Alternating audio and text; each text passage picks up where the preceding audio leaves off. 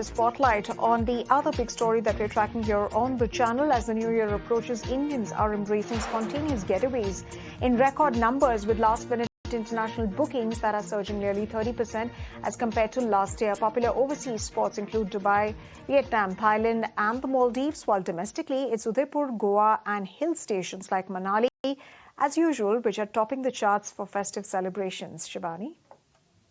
And travel experts, in fact, note a clear shift.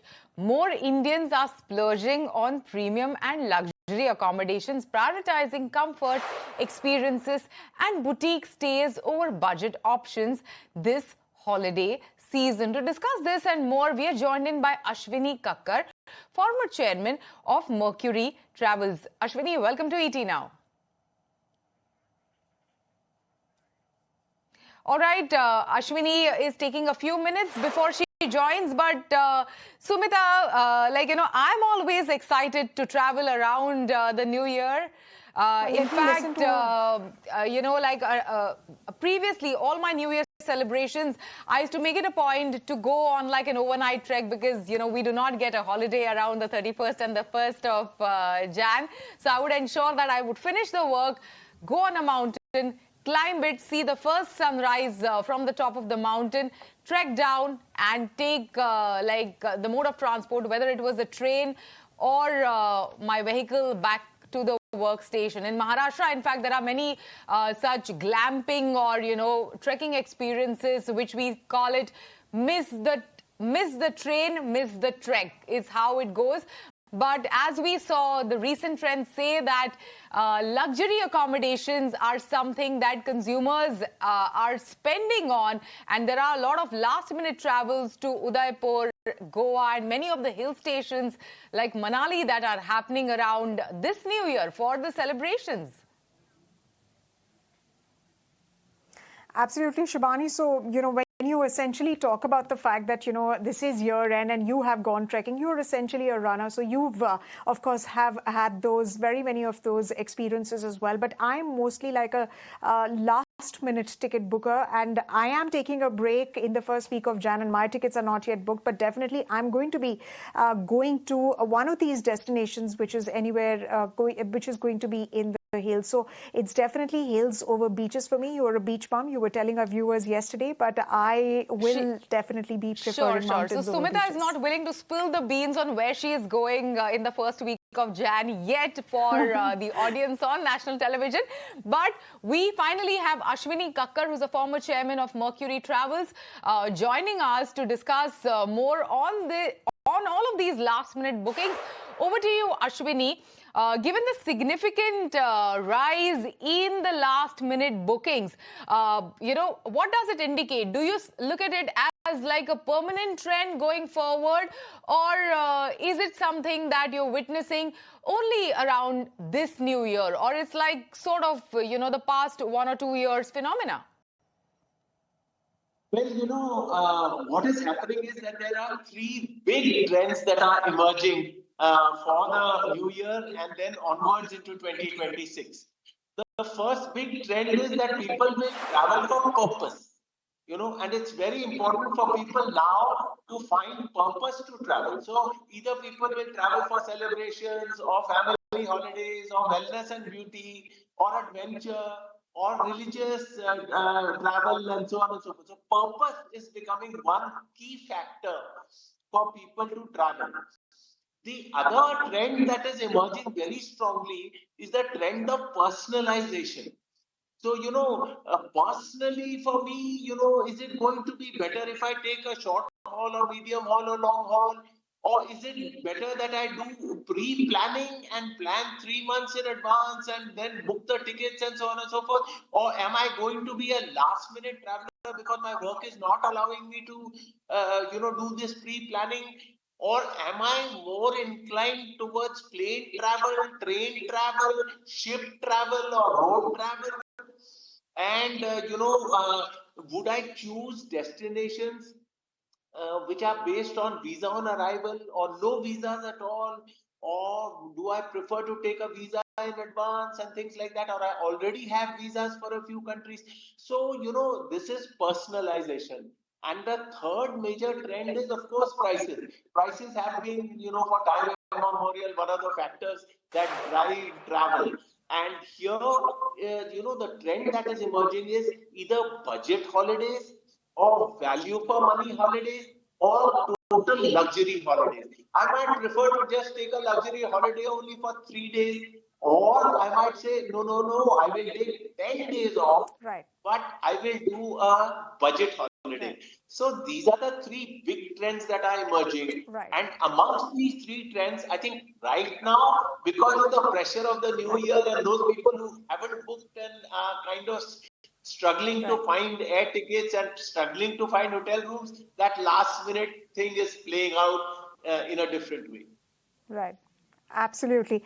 And Ashwini, before I ask you a question, I have to tell you, I've noticed that you're smiling. You are from year to year, and definitely it seems like the bookings on your platform have been great this year. But help us also understand in terms of what are tier 2 and 3 people who are residing in these areas. Are they also preferring luxury, over budget travel? You've mentioned budget travel, but that gets compensated by the duration of the travel. So what is it that you're noticing when it comes to bookings that you're seeing from tier 2 and 3 towns and cities? One of the things that we are noticing very prominently is that Indians today are omnipresent. Whether you go to Europe and, to the larger cities or the smaller places, you go to a small place, in the south of France, or you go to, one of these Middle Eastern destinations, whether it's Abu Dhabi or whether Dubai or whether, it's Qatar or whatever. Indians are omnipresent.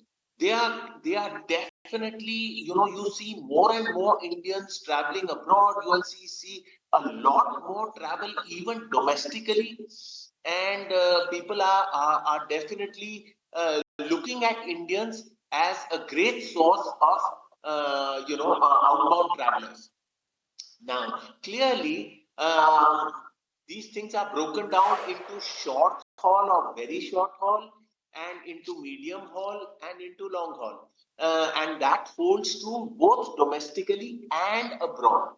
Now, if you look abroad, for example, then Sri Lanka, Cambodia, Vietnam, Thailand, these are the short haul destinations which are very popular, Yes, also because of no visas. Now, if you look at the medium haul, on that note, there has been a lot of, the e-visas and better connectivity has also, pushed Indians to travel abroad quite a bit. In fact, there is an interesting data which states that the international travel is up 30% this year as compared to last year, where more Indians are traveling internationally. Apart from this, what else, do you need structurally to drive more spontaneous travel to some of these international destinations, Ashwini? See, what is happening is that, a lot of countries are, first of all, offering travel without any visas. So that already cuts down the cost.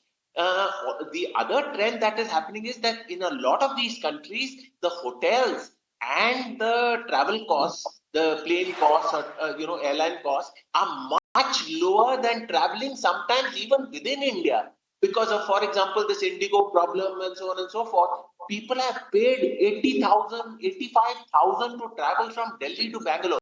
Now people are saying, wouldn't I have been much better off trying to take a flight Delhi, Dubai, Bangalore? It would have cost me only 40,000 rupees or something like that. So a lot of these things are also driving travel, and people are saying, oh my God, if I can get to Vietnam in 20,000 return fare, why would I go to, let's say, Srinagar and pay 30,000 for a return ticket? So a lot of the foreign destinations are actually wooing Indians. And also, if you look at European travel, I think generally a ticket to Amsterdam or a ticket to, Frankfurt and so on is today costing only about 45,000 rupees in economy class. So people are saying, oh my God, instead of spending this money domestically, let me go abroad and if I choose a destination that does not even require a visa, then I'm much better off, because hotel prices are also lower than in India. Indian hotel prices are right now abysmal. And part of the reason is that there is an 18% government tax on hotel stays above 7,500. So, a lot of these things are playing themselves out. And, obviously people are calculating everything, all the pros and cons, and making sure that they arrive at the best possible decisions for themselves. Absolutely. And then there are people who pre-plan, and there are others like me who plan a last minute. It's not really about the quantum of money, but it's just about the convenience. But Ashwini, I have to ask you this before I ask you a question. We have spoken about all of these international destinations and how some Indian destinations are losing out because of the kind of facilities and infrastructure that some of these destinations provide. Where are your tickets booked for? Well, I mean, I have to tell you that right now I am sitting in Europe and I'm doing this interview from Paris. So, I think that says it all. And the beautiful Christmas markets that are happening in Europe right now. I mean, the kind of atmosphere that exists for Christmas and New Year. And I'm looking forward to the fireworks show on the Seine River in Paris, which is going to happen on the 31st night, and so on and so forth. So I think, and as I go out in the streets, I have to say to you that I meet more Indians and I see a lot more Indians than I have ever seen in the last 20 years. Well, for that, you have to give us good packages. For that, companies like yourselves have to give us good packages. But let me ask you the question that I wanted to ask you, and that's essentially the divide between leisure travels and spiritual travels in 2025, according to the MMT report. The leisure travels the share has reached to 75.3%, while spiritual travel, that share has reached to 24.8%, largely 25%. Do you see that increasing over the next, couple of years, or is that a blip in travel trends that you essentially are seeing? Well, spiritual travel had a massive rise in the last 2.5, 3 years. And I think that trend is going to stabilize in the coming years.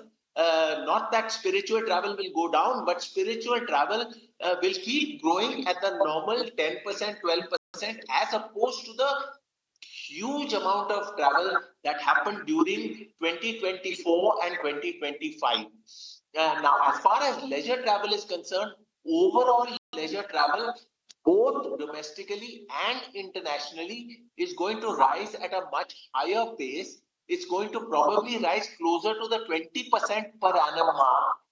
And this is because of a variety of reasons. And one amongst the larger reasons is that Indians are starting to do quite well. If you notice that, we have overtaken Japan as the 4th largest economy in the world. Now, all this is leading to a lot of positivity in the economy, is leading to a lot of people having more disposable income, and obviously people wanting to, garner not only things, not material things, but experiences, and share those with their family, share those experiences and build some memorable trips. And that is why people are traveling more and more. Thank you so much, Ashwini Kakkar, for joining us today and sharing these insights on how Indians are traveling, whether it's to international destinations such as yourself in Paris or Europe, or destinations close by, or even within the country, and how premium luxury experiences have become a priority for many Indians. Thank you so much for those insights. Thank you. Bye for now.